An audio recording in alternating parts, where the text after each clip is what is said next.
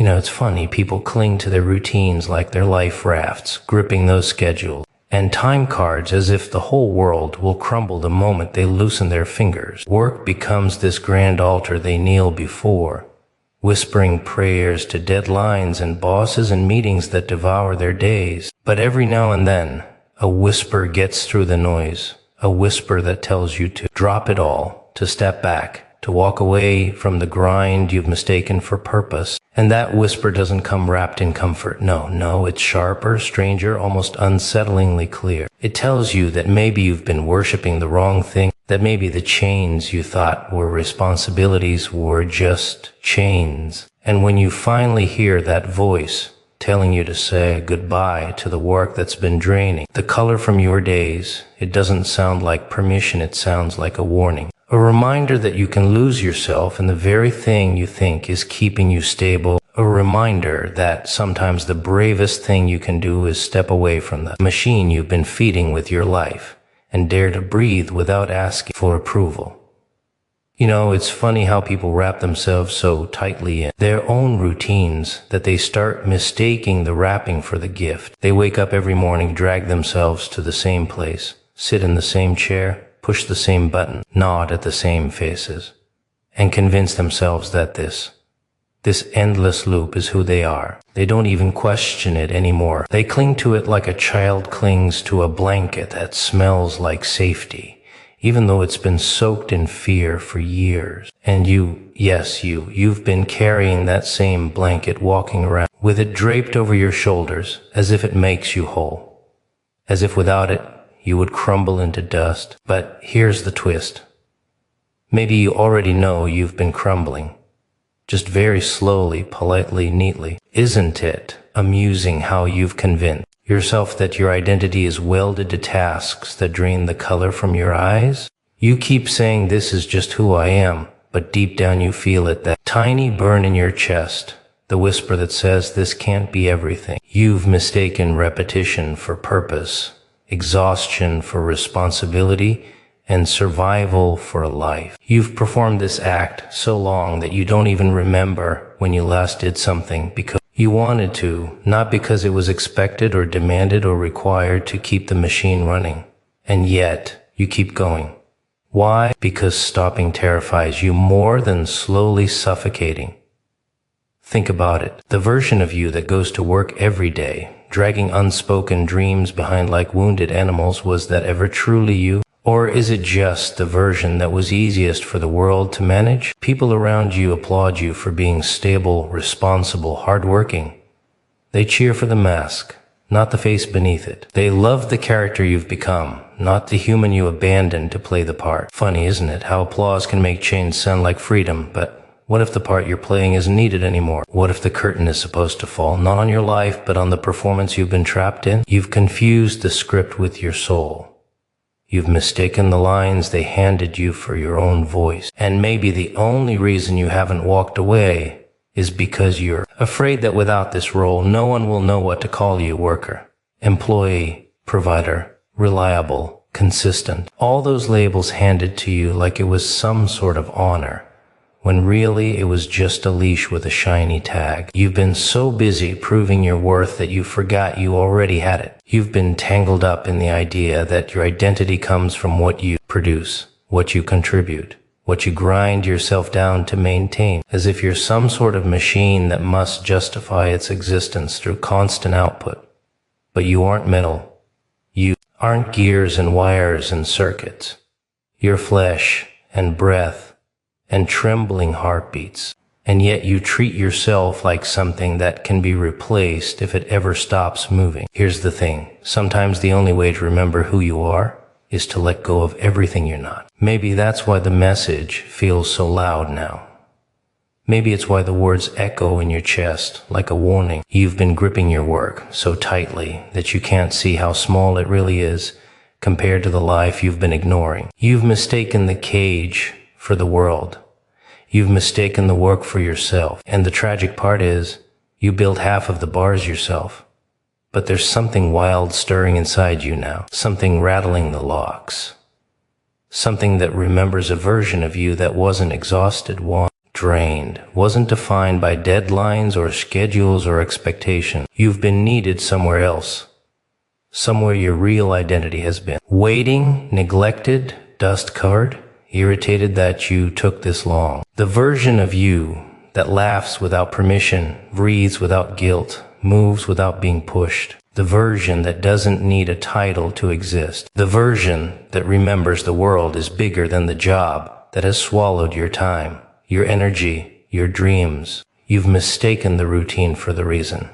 You've mistaken the grind for the guide. And now the truth stands in front of you, tapping its foot impatiently, wondering how long you'll keep pretending the costume is skin. You've spent so long convincing yourself that stepping away from what drains you is some kind of crime. Like the world will collapse if you dare to shift your weight even an inch away from the grindstone.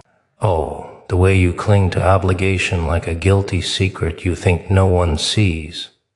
But I see it. I see how you drag your feet through every day, pretending that you are being noble, responsible, dutiful, when really you're just scared. Scared that if you stop, even for a moment, everything you've been hiding from yourself will finally catch up.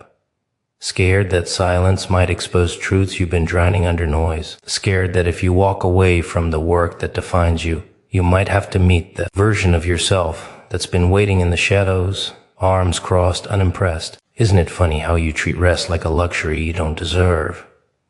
As if taking a breath is some kind of sin. As if your bones haven't been whispering warnings for months, maybe years. People like you love to pretend they're fine, that they're strong, that they can carry it all without stumbling. But your shoulders tell the truth. Your eyes tell the truth. The cracks show, even when you try to paint over them with productivity. You've been running on fumes, dragging yourself through days that feel heavier than they should. And still you insist the answer is to do more, push harder, stay longer. Because stopping, that's the one thing you won't let yourself do. But let's unravel that little lie together. You don't avoid rest because you're too committed to work. No, you avoid rest because you're afraid of the quiet that comes with it. The quiet where there's no distraction, no endless tasks to drown in, nothing to keep your mind from wandering into rooms you've kept locked for years. When you stop working, you're forced to listen to the anger you've ignored, the exhaustion you've minimized, the dreams you've smothered, the truth that's been trying to claw its way out of your chest. Rest isn't the problem. It's the mirror it holds up to you. You've made yourself believe that stepping back is weakness, that slowing down is failure, that choosing yourself is selfish. But where did you get that idea? Who taught you that your worth comes from what you can produce instead of who you are? You didn't come into this world with a to-do list pinned to your soul. You learned that somewhere along the way, probably from people who were just as afraid of stopping as you are now. Passed down their fears like heirlooms, and you accepted them, thinking they were instructions for living. But there's something wildly liberating about realizing that the rules you have been following were written by people just as confused and lost as you. There's no grand authority punishing you for choosing rest. There's no invisible judge marking you down for daring to take a breath. The punishment, the guilt, the fear, all of that comes from you. You built that cage. You locked yourself inside it, and now you sit there, gripping the bars, insisting there's no way out. What if you stepped back, not forever, not dramatically, just enough to feel your pulse again, enough to remember what it feels like to be human, not a cog? What if stepping away from your work isn't an escape, but a return? A return to the things you once cared about before the world convinced you they didn't matter. A return to the pieces of yourself you abandoned in exchange for approval or stability or the illusion of control. Funny how people lose themselves in the pursuit of being responsible and then wonder why they feel hollow. You talk about rest like it's some dangerous luxury, but deep down, you know it's the only thing keeping you from breaking. The world won't crumble if you pause. The sky won't crack open. The people who depend on you won't vanish, but you might finally feel something again. Something other than obligation, something other than exhaustion. You might feel relief, or clarity, or even the faint spark of a life you thought you weren't allowed to want. Maybe that's the real reason you resist rest, because the moment you stop running, you might realize you've been sprinting in the wrong direction for years. And that's a truth most people would rather drown than face, but you're here now, standing on the edge of a decision that's been stalking you from the shadows. You can keep pretending that your value is tied to constant motion, or you can step back and reclaim the parts of yourself you've sacrificed to survive. You ever notice how people beg for change, cry for transformation, pray for a breakthrough, yet cling to the very routines that keep them miserable? Oh, it's adorable in a tragic sort of way. They wake up every day, drag themselves through the same motions, complain about the weight on their chest. And then when the moment finally comes, when life leans in and whispers, here's your chance, they freeze, paralyzed. Because change isn't the bright, shiny miracle people imagine. It's messy. It's loud. It tears through your life like an unexpected guest who kicks the door off its hinges and starts rearranging your furniture without asking. And you, of course, are not an exception. You've been standing at the doorway of your own life, peeking around the corner, pretending you're waiting for the right time. Isn't that the funniest excuse? The right time. As if transformation politely schedules itself around your comfort. No, it barges in. It demands. It disrupts. That's what's happening now. A shift. A push. A moment that wants to drag you away from everything stale and suffocating. If only you'd stop gripping the edges like someone scared of being pulled into something too big for them. But here's the delicious part deep down. You want to be pulled. You know you're meant for something beyond the monotony. You've known it for a long time. Every time you stared at a ceiling at 3 a.m., wondering why your life feels too small for you. Every time you felt that burn in your chest when someone else got what you secretly wanted but were too afraid to chase. Every time you caught yourself daydreaming about a version of you that isn't tired, isn't trapped, isn't pretending. All those little moments weren't accidents. They were tiny cracks forming in the old life you've outgrown. You've been getting nudged, pushed, warned even. Not by thunderbolts or dramatic signs. No, life is more cunning than that. It whispers through discomfort. It speaks through dissatisfaction. It warns you through that gnawing sense that you're wasting yourself. People think warnings come as disasters, but the most serious ones come as quiet irritations that don't go away. The boredom that feels heavier every week. The job that drains your spirit drop by drop. The relationships that feel more like obligations than connection. You think you can ignore all of that, but life has patience and a strange sense of humor. It lets you squirm. It lets you delay. Until finally it hits you with a moment where you can't pretend anymore. And that's where you are right now, on the edge of a shift that's been building for far longer than you admit. Something is pushing you out of the old version of yourself, and you feel it, don't you? That unsettling pull, that restlessness that keeps showing up the worst time, that strange awareness that your current life feels like a costume you're tired of wearing. It's not madness. It's not anxiety. It's the beginning of change, cracking its knuckles and stretching before it steps into your world. But change doesn't wait for your permission. It only waits for your honesty. And honesty? That's what you've been avoiding. Because being honest means admitting that the life you've built isn't the life you want. That the responsibilities you cling to are sometimes excuses. That the work you exhaust yourself for isn't feeding your soul. That the people who depend on you might be depending on the version of you that's disappearing. Honesty is a dangerous thing for someone who's been hiding their truth behind busyness. You keep convincing yourself that you're not ready, but readiness is a myth. No one is ever ready for the moment life decides to shake them awake. You don't prepare for it. You surrender to it. You let it pull you up from the rut you've sunk into. You let it unravel the parts of you that were built from fear. You let it expose what's been buried under obligation, expectation, and exhaustion. Because if you don't let this shift happen, if you cling to the familiar just because it's familiar, you'll suffocate under the weight of a life that doesn't fit you anymore. That's why everything feels so urgent now. Why the days feel tighter. Why you can't distract yourself the way you used to. Why pretending feels like a costume 2 sizes too small. You're not imagining the pressure. It's real, and it's here because you're meant to move, to shed, to rise, whether you feel ready or not. You ever notice how people cling to what's falling apart just because they're terrified of what comes next? They hold on with white knuckles, trembling hands, desperate smiles, pretending everything is fine, as if saying the word enough times might magically glue the pieces together. But you're starting to feel the truth, aren't you? That weird pull in the air, that quiet tension just beneath your skin. You can sense it. Something is brewing around you, something involving you, something that wouldn't be stirring this hard unless you were at the center of it. Oh, they don't tell you that part, do they? They don't tell you that being important doesn't feel glamorous. It feels heavy. It feels like pressure in your ribs. It feels like you're standing in a room where conversations stop the second you step inside, even if no one says a word. Because somewhere, whether you know it or not, a shift in your life has rattled people who never expected you to change. They liked you predictable. They liked you manageable. They liked you small. But your energy has been unsettling lately, hasn't it? That quiet confidence you didn't even mean to show. The way you've been pulling yourself back together, even in the tiniest ways.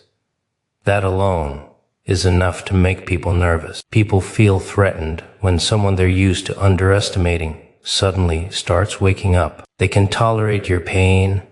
They can tolerate your exhaustion. But the moment you start to rise even a little, they scramble. They whisper.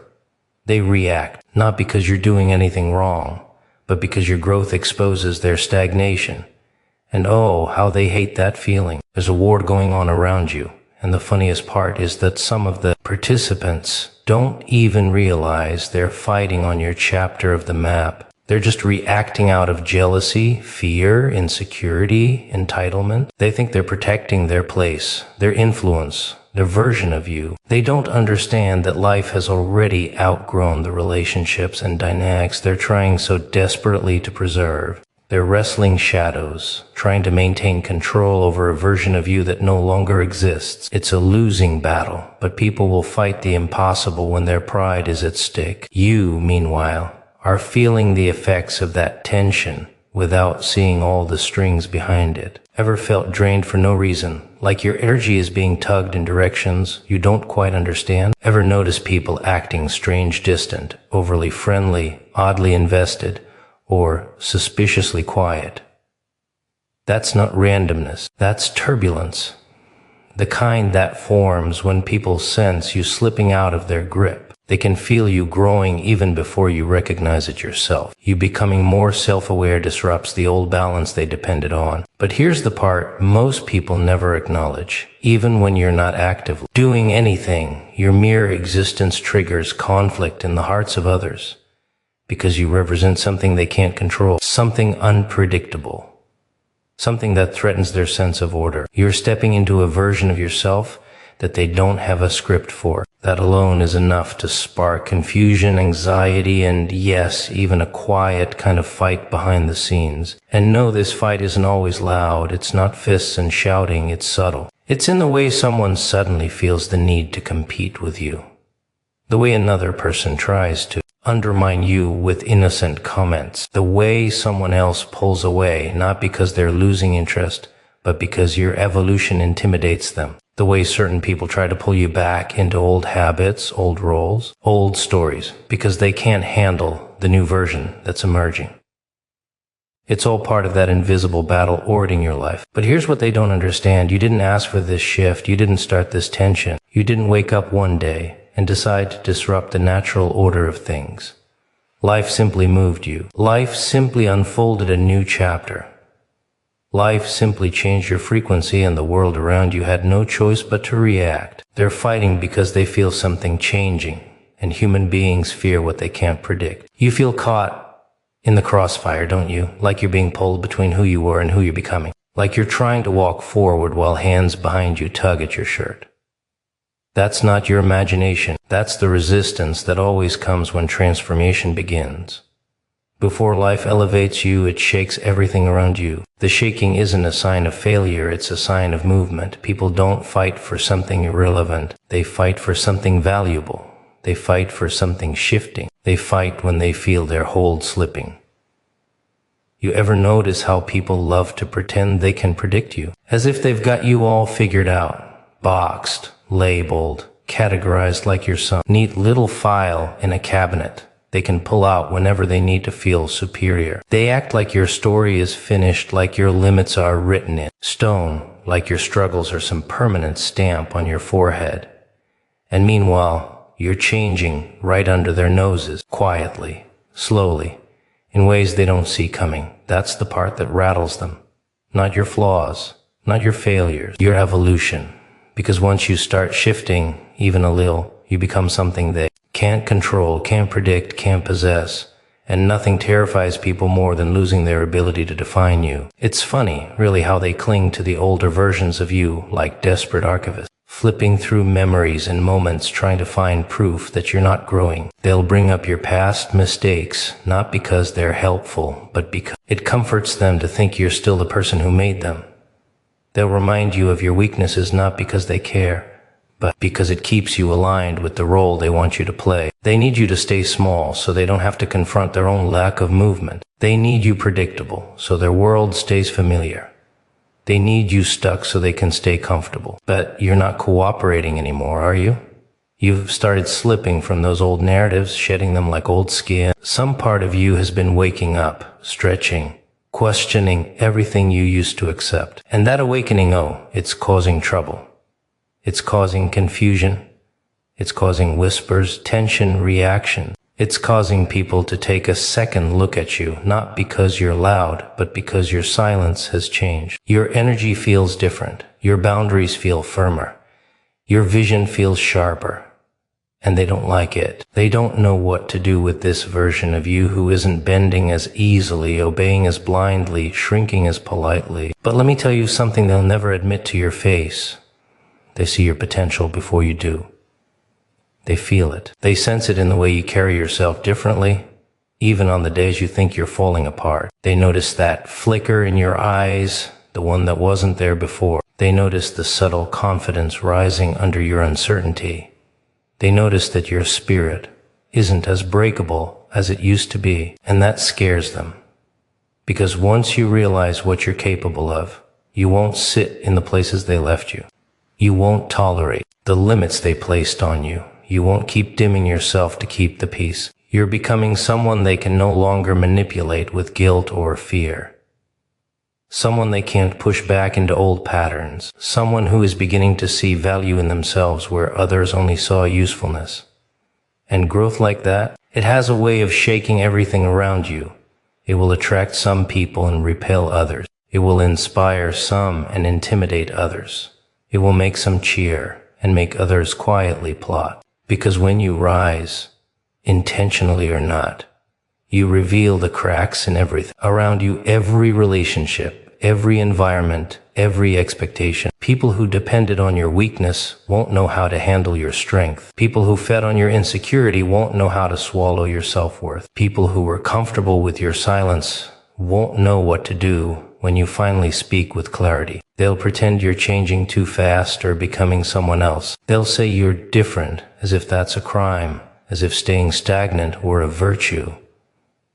They're not worried about you changing. They're worried about losing access to the version of you they benefited from. And some part of you feels that tug, doesn't it? That friction, that strange discomfort when you try to grow in the presence of people who expect you to shrink. You can feel their resistance in the air like static.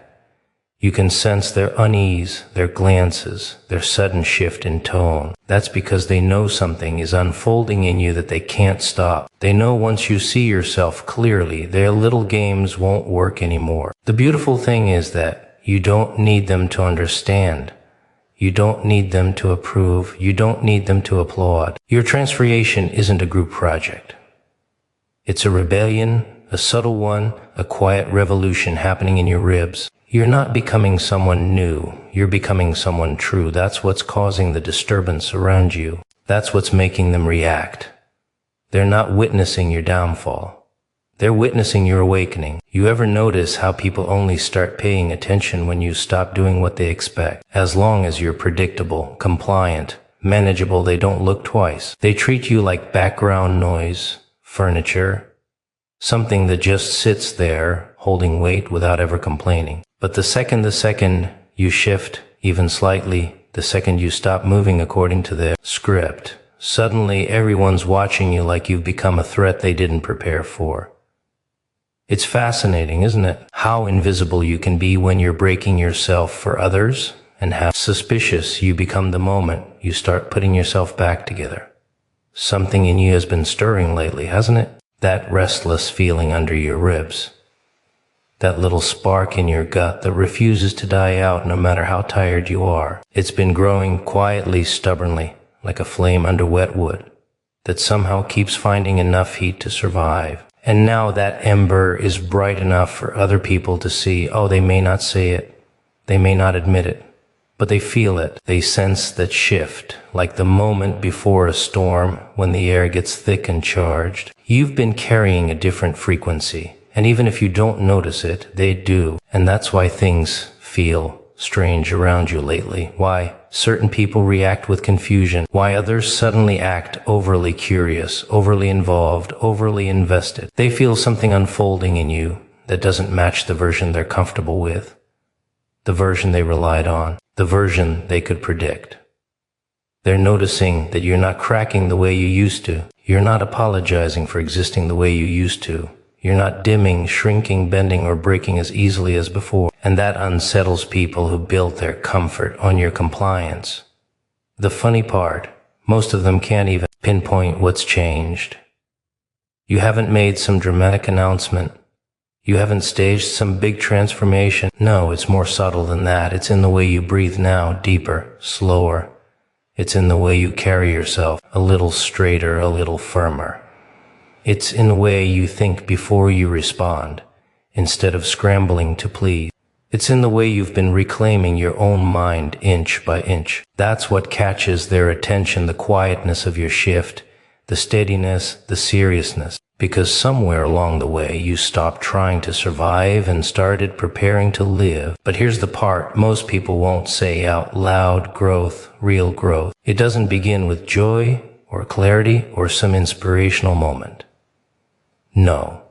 Real growth begins with discomfort. It begins with the feeling that your own life is too small for you.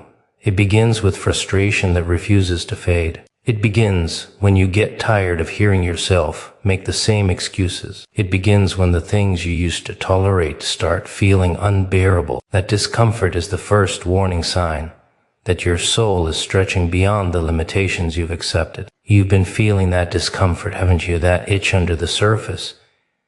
That sense of urgency you can't quite explain. It's not fear. It's not anxiety. It's the beginning of alignment. It's the beginning of the moment where your inner world starts arguing with your outer world, demanding a new reality. And that argument, it gets loud, it gets messy, it gets impossible to ignore.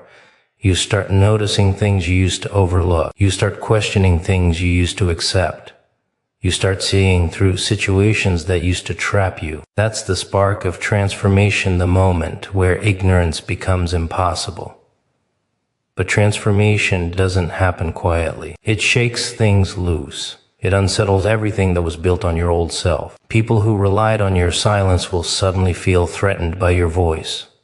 People who profited from your insecurity will panic when they sense your confidence returning. People who liked you confused will grow uneasy when your clarity starts showing, and they'll react subtly, indirectly, oddly, because they're not fighting you. They're fighting the new reality that your growth creates. And you're caught in the middle of it, feeling that tension like a rope tugging at both ends. One side pulling you back to the familiar, the predictable, the comfortable misery you've known for years. The other side calling you forward, not with certainty, but with possibility. And there you are, right between two identities, the one you've outgrown and the one you're becoming. That's why everything feels heightened right now.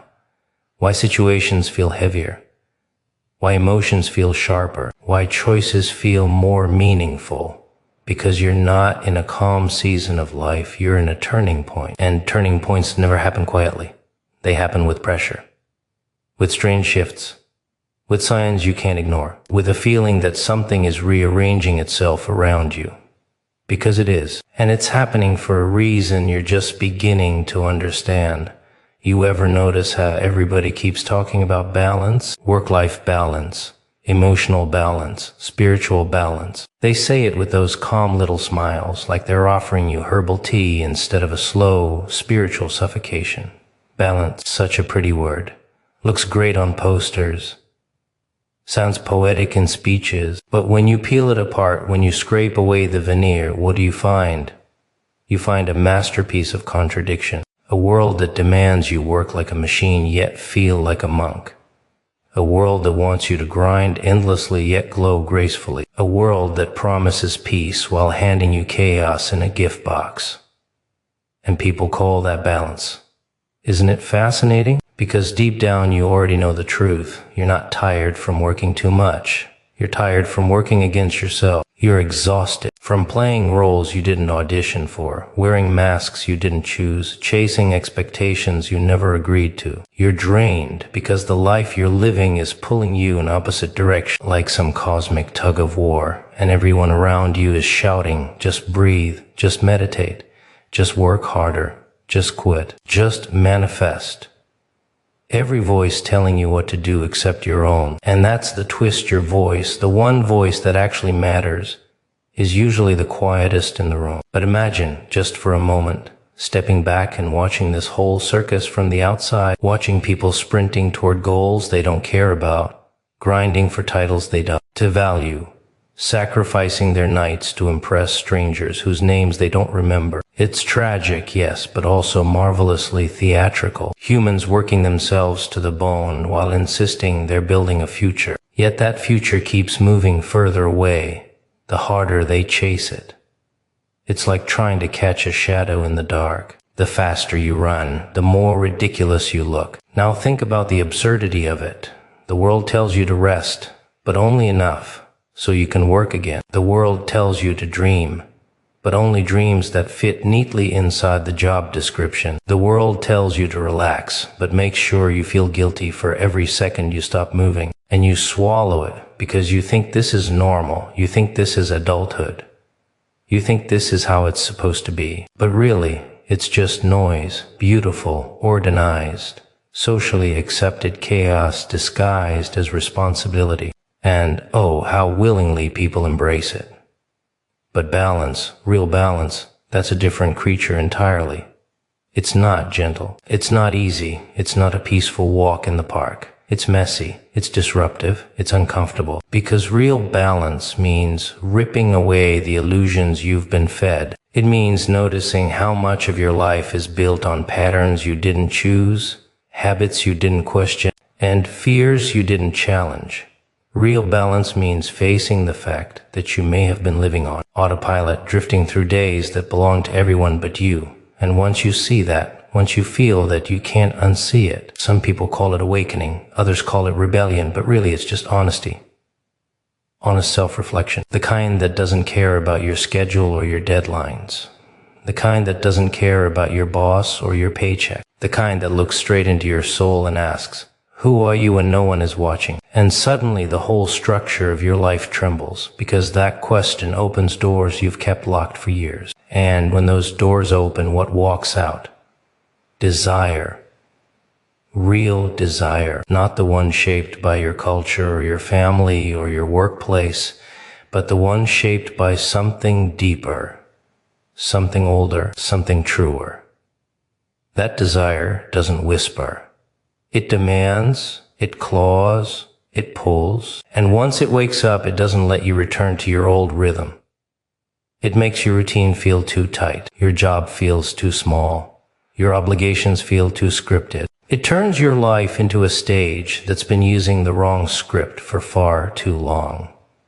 And the funny part, everyone around you will sense it. They'll see you shifting. They'll feel the difference. They'll wonder why you suddenly question things you used to tolerate. Why you're no longer entertained by the same tricks. Why the same chains no longer hold you. They'll call it a phase, a crisis, a mood. But deep down, you know it's none of those. It's balance trying to break through, clawing its way past the chaos you've mistaken for normality. You know, people have this funny little idea about love. They think it's all fireworks and violins, a perfect little moment where the world slows down and boom, there they are, the one, the soulmate, just standing there, waiting like they've been designed for you. But that's not how it works, is it? Funny thing about soulmates. People expect them to show up like some grand entrance in a movie. Slow motion, perfect timing, the world fading into the background. But life doesn't work like that. No, no, no. Life's got a sense of humor, a twisted one. See, when you're out there searching, begging, waiting for that perfect person to waltz in and complete you, nothing happens. Empty streets, empty hands, empty heart, and just when you've given up, just when you're convinced it's never gonna happen, bam, there they are. But not the way you expected. Oh no, never the way you expected. Maybe they walk into your life at the worst possible time. Maybe you're broken, bitter, distracted, drowning in your own mess. Maybe they're the kind of person you'd never look twice at, or maybe, just maybe, they drive you insane. Ever notice how the most important people in your life don't always start off as the most pleasant? Sometimes they show up as a challenge, a test, a puzzle you weren't planning on solving. And that's the trick, isn't it? The best things, the real things, they don't come when you're ready. They don't come when your life is neat and tidy, tied up with a pretty little bow. No, they come crashing in when everything's messy, when you're still figuring things out. And that's when most people miss it. They reject it because it doesn't look like the fairy tale they had in their heads. See, the universe, it doesn't hand out love like some polite little waiter serving it on a silver tray. It shoves it in your face, drops it into your world like a hand grenade, and you've got to decide whether you'll see it for what it is, or whether you'll brush it off, push it away, pretend it's nothing, because it didn't come the way you wanted it to, because it didn't look the way you thought it should. And here's the kicker: the people who spend their whole lives chasing love, they never seem to catch it, because love isn't chased. It's not something you can hunt down, grab, control. It finds you. And when it does, it doesn't ask if you're ready. It doesn't wait for you to have your life together. It just shows up, uninvited, and you? Well, you either recognize it or you don't. People think love is all about finding someone. Like it's a treasure hunt, like if they just look in the right places, say the right things, wear the right mask, they'll stumble upon the perfect person, all shiny and complete, ready to be theirs. But that's not how this little game works, is it? No, no, no. Love, real love, it doesn't just hand itself over like a prize at a carnival. It exposes you.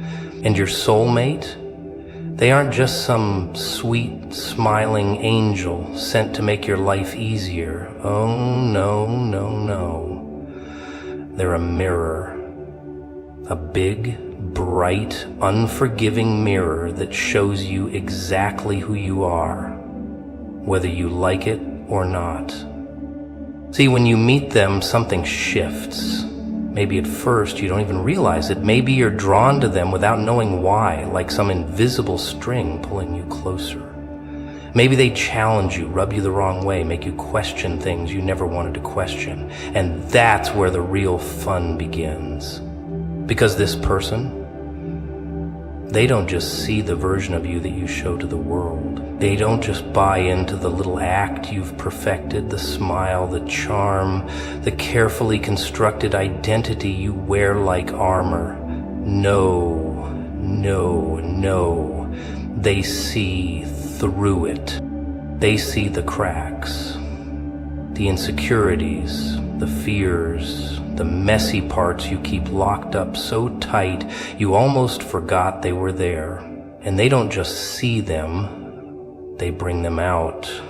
Not to hurt you, not to break you, but because they have to. Because love, the kind that means something doesn't let you hide. It doesn't let you stay comfortable. It forces you to face yourself, to look at the parts you've been avoiding, the ones you thought you buried deep enough that no one would ever dig them up. And that's when people start running, isn't it? That's when they say this can't be right, because love isn't supposed to be uncomfortable, right? Love is supposed to be easy. But that's a joke, a big, fat lie people tell themselves so they can keep living the same old story. The truth, the real thing, it wrecks you before it saves you. Because this mirror, it doesn't just show you your flaws, it shows you your potential. It shows you who you could be if you stopped holding yourself back. And that's what makes a soulmate different from just anyone else. They don't just love the version of you that you are right now. They love the version of you that you are meant to become. And they don't let you stay stuck in the past, in your excuses, in your little self-made prison. They push you. They challenge you. They wake you up. And that's where the real test begins, because most people, they don't want to be woken up. They want the dream, the fantasy, the illusion. But a soulmate, they don't play along. They don't let you stay asleep. They force you to see yourself, raw and unfiltered, and ask, can you handle it? You ever notice how before something big happens in your life, everything seems to go wrong first? Like the universe takes one good look at you and says, oh, you think you're ready. Let's see about that. And suddenly, you're knee-deep in chaos. Nothing makes sense. Nothing feels stable. You start wondering if you took a wrong turn somewhere, if maybe, just maybe, you were better off before. But that's the trick, isn't it? The test. Because before life hands you something real, it likes to see if you can handle a little discomfort. And love? Oh, love plays by the same rules. See, people think when they meet their soulmate, everything will just fall into place. That's the fairy tale they've been sold.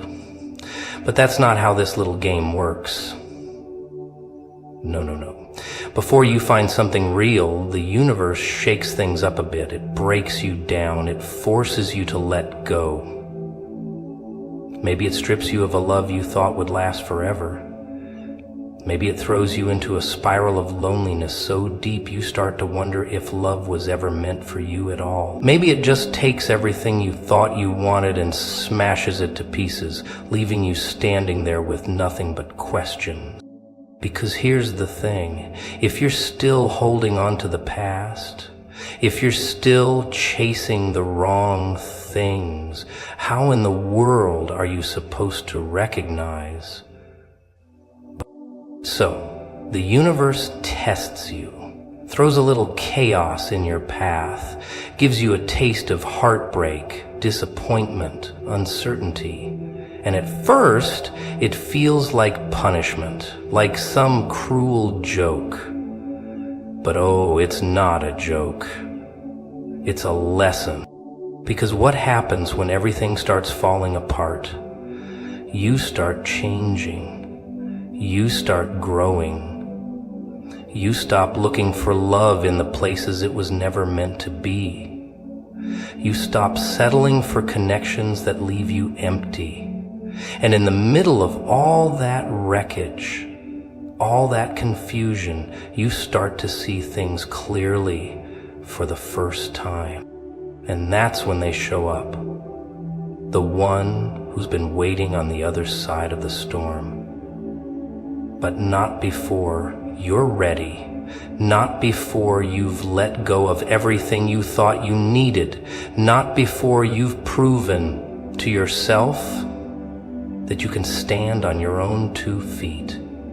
Because love, the real thing, it doesn't come to save you. It comes when you've already saved yourself. And if you think you can skip that part, if you think you can have the reward without the struggle, oh, you're in for a rude awakening, because before you meet the one, you meet yourself. And that is the hardest introduction of all. Funny thing about connections, some people you meet, and they're just people, background noise, faces in a crowd. But then they're the ones who stick, the ones who show up, and for some twisted, unexplainable reason, you know them. Not like, oh, we've met before. No. It's deeper than that. It's like something inside you remembers them, like they were already part of your story before you even knew how to read it. And that's when things start to get interesting. See, people like to talk about love like it's some grand logical choice, a list of qualities, a checklist, a perfect little puzzle piece that fits just right. But the real thing? It doesn't ask for permission. It doesn't check your schedule. It doesn't wait for you to have it all figured out. It just arrives, no warning, no explanation, and suddenly someone is standing in front of you and everything inside you shifts. It's not always fireworks, not always some instant realization. Sometimes it's just this pull, a familiarity that doesn't make sense. Maybe it's in their eyes, the way they look at you like they've seen through you before. Maybe it's in their voice, the way every word feels like a song you've already heard. Or maybe it's in the silence, the way you can sit next to them and suddenly the noise in your head goes quiet. And that's where the fear kicks in, doesn't it? Because real love, the kind that matters, it doesn't just feel good, it feels real, and real means vulnerable. Real means you can't hide. Real means every wall you've built, every little defense mechanism, every well-rehearsed mask starts to crack. Because suddenly you're looking at someone who sees you. Not the version of you that you present to the world. Not the one shaped by expectations, by past wounds, by all the little lies you tell yourself to stay safe. No. They see you. The raw, unfiltered, messy truth of you.